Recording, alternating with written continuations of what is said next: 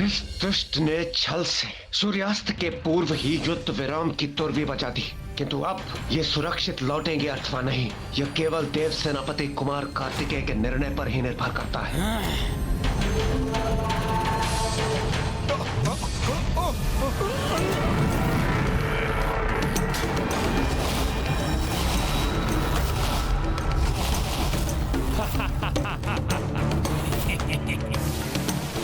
मुझे तो यही ज्ञात था देवताओं।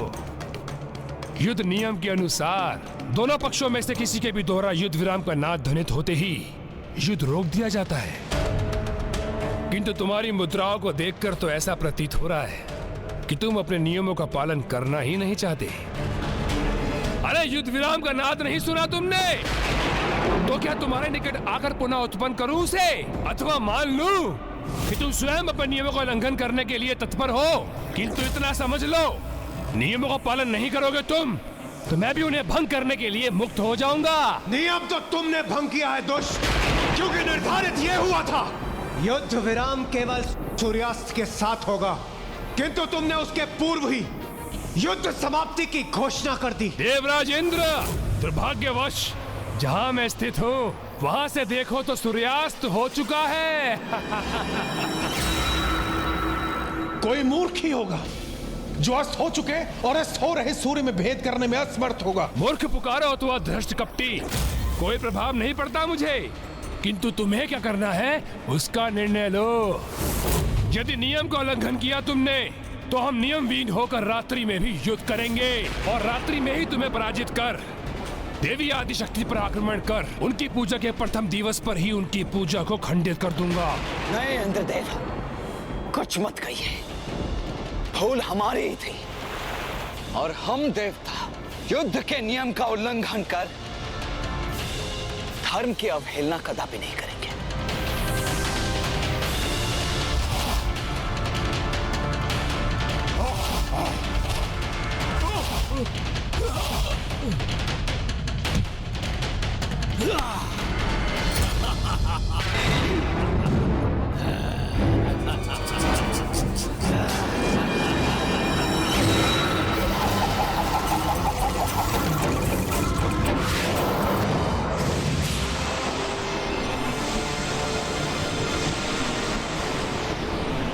मैंने कहा था ना गजमुख, तुम्हें पराजित करने के लिए तुम्हारे नियमों को ही अपना अस्त्र बनाऊंगा मैं।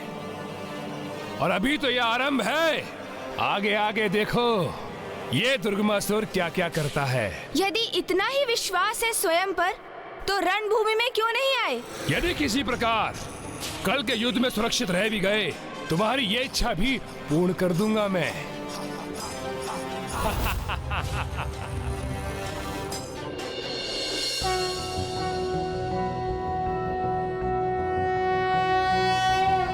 सौराष्ट्रे सोमनाथं च श्रीशैले मल्लिकार्जुनौ नागेशं दारुकावने सेतुबन्धे च रामेशं घुष्मेशं च शिवालये।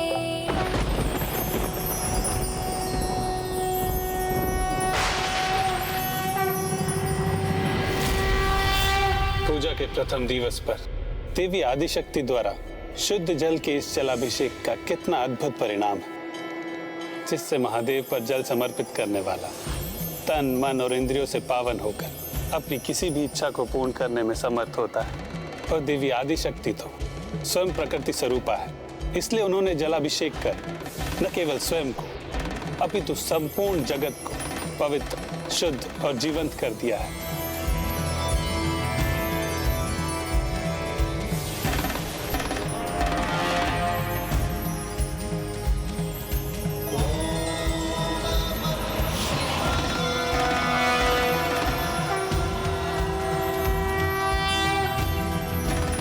जिनका अंतर इतना शुद्ध और पवित्र हो जाता है, उनके भीतर से एक अनुपम तेज प्रकट होता है और फिर शुद्धता की वही आभा उनके विचारों में प्रदर्शित होती है। जो सुपात्र होते हैं वो जगत में व्याप्त उस शुद्धता को ग्रहण करने में सक्षम होते हैं, किंतु कुपात्र उसे नकार कर अस्वीकार कर देते हैं। क्या है ये? कैसी ऊर्जा है ये? दूर करो मुझे इससे।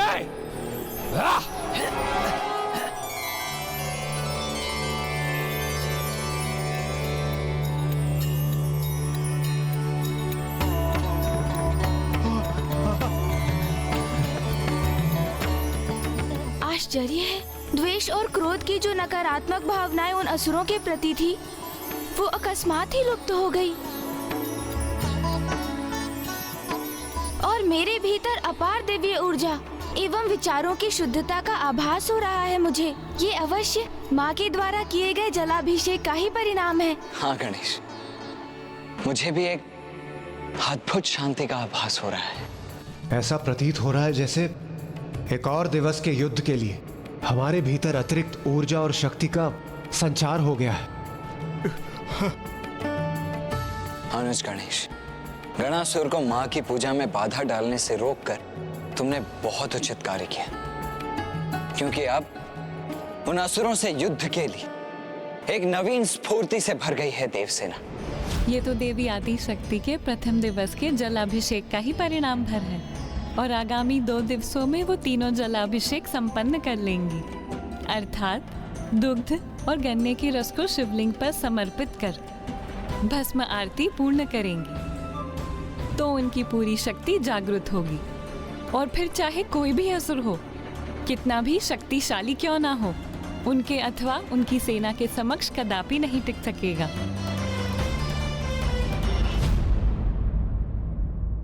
निर्णायक नहीं था आज का युद्ध, किंतु फिर भी हमने उससे सीखा कि कभी भी अपने शत्रु को कम नहीं आंकना चाहिए। उन असुरों की शक्ति को ही नहीं, अभी तो उनकी छल बुद्धि को भी पराजित करना है हमें। अर्थात अब आगे का युद्ध हमें और संयम के साथ लड़ना होगा। उचित है भैया, किंतु अभी भी उन असुरों की वास्तविक गुप्त दुर्बलता का भान कहाँ हुआ है हमें, जिससे हम उनका विनाश संभव कर सके। अजय है मेरे असुर सेनापति, उन्हें तनिक भी कोई क्षति नहीं पहुंचा सकता। और आज के युद्ध से वो देवता इतना तो समझ ही गए होंगे, उस गजमुख के कारण मेरी योजना सफल नहीं हो सकी। किंतु जो आज नहीं हुआ वो कल अवश्य होगा। कल के दिवस स्वयं तामसिक माता मेरी सहायता करेगी, तब देखता हूँ वो गजमुख भला क्या करता है। तुम कहना क्या चाहते हो अनुज गणेश?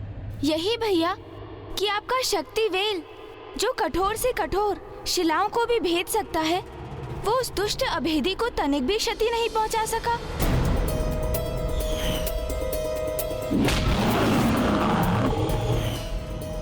अग्निदेव, सूर्यदेव, आपके ताप और तेज से तो लौह भी पिघल जाते हैं, किंतु वो दुष्ट विच्छल बुद्धि आप दोनों की शक्तियों को बड़ी सरलता से सह गया।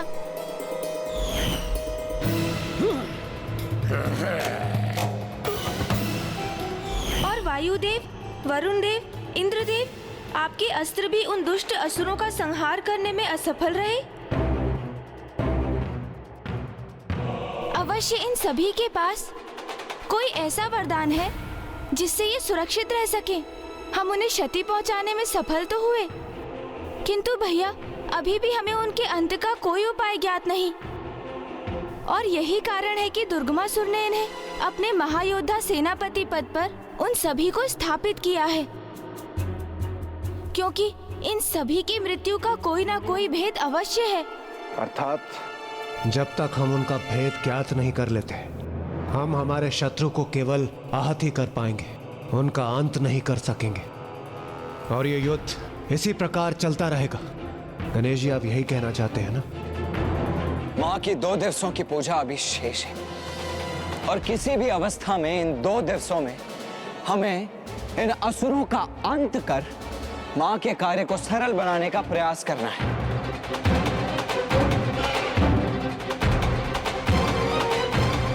इसीलिए हमारे पास कल भोर तक का ही समय है,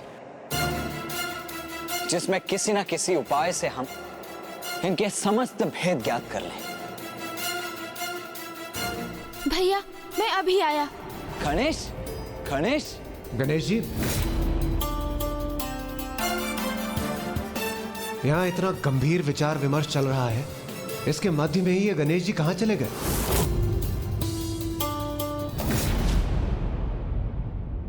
असुर सम्राट, हमें सचेत रहना होगा। वो देवता अवश्य ही कोई चतुराई करेंगे। आज की निराशा के उपरांत वो शांत नहीं बैठेंगे। हाँ असुर सम्राट, विशेष रूप से वो गजमुख अत्यधिक चतुर प्रतीत होता है। मेरे विचार से हमें वहां जाना चाहिए और वहां जाकर उनके समाचार को प्राप्त करना चाहिए। तो मेरे समझ खड़े होकर क्या बिनबिना रहे हो? तत्काल जाओ और उन देवताओं की योजना ज्ञात करो। जी महाराज। जी महाराज।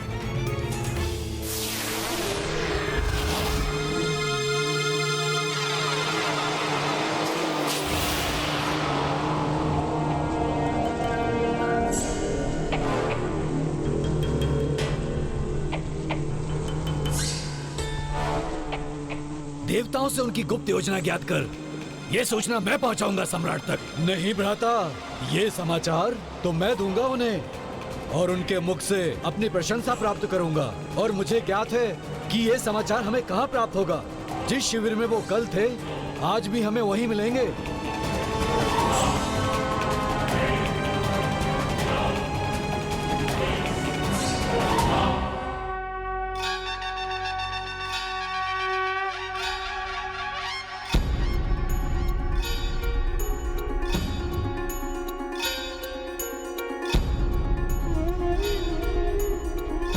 गणेश जी, ये क्या है? ये लड्डू है देवराज जी।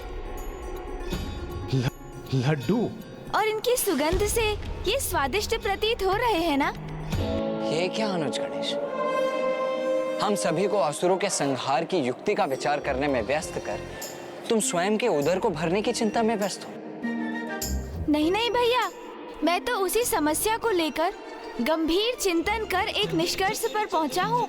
लड्डू, ये है तुम्हारा निष्कर्ष? हाँ भैया, ये है असुरों की समस्या का अत्यंत सटीक समाधान, उनसे उनका भेद ज्ञात करने का उपाय।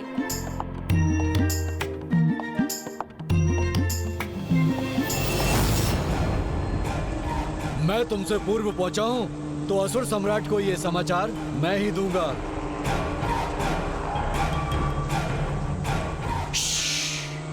ध्यान से सुनो, कुछ सुनाई दे रहा है मुझे। ये कैसा उपाय है गणेश? दिवस में युद्ध और रात्रि में शांति, यही निश्चित हुआ था ना भैया। तो मैं इन लड्डुओं के साथ असुरों के शिविर में शांति संदेश लेकर जाऊंगा।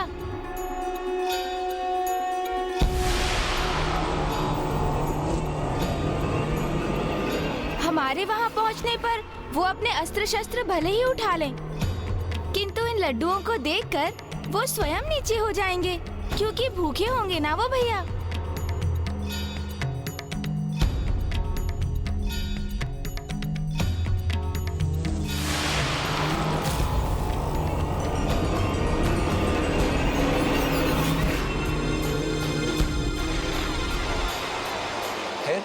फिर हम उन्हें अपने लड्डुओं से ललचाकर, अपने मीठे मीठे शब्दों से उन्हें भ्रमित कर, उनके सभी भेद स्वयं हमें बताने पर विवश कर देंगे उन्हें। बस इतनी सरल है मेरी योजना।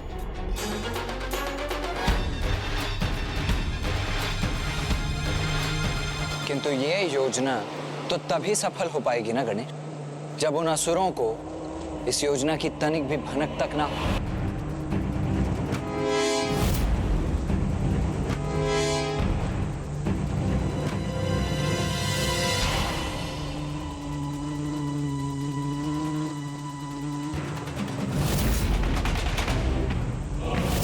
यहाँ तो कोई नहीं, रिक्त है ये स्थान।